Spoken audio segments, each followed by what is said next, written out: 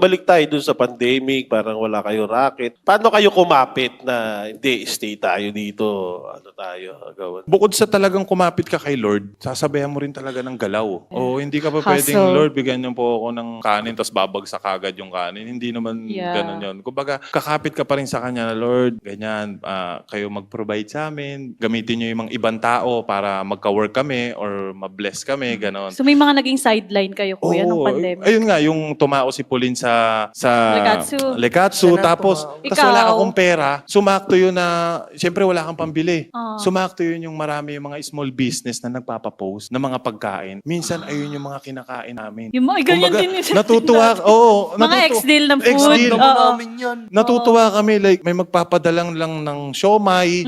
Uy, ito na yung ulam natin bukas. Okay Yeah. po, sige po, papost ko po yan. Ano po gusto nyong content? Yung mga ganon. Ah. Pero alam mo yung sobrang, kaya sa lahat ng mga, siguro kung makakapanood nito, yung mga nag-ex-deal sa akin, lalo na nung pandemic, sobrang maraming salamat sa inyo kasi nakatulong talaga siya sa amin, dalawa ni Pauline. Hindi lang syempre natin napopost na ayun yung sitwasyon nyo, pero sobrang laki ng tulong kayong lahat, di ba? Dahil, Yeah. Win-win eh. It's a Oo, win-win eh. oo. Natulungan mo sila. Natulungan Sobrang ka din nila.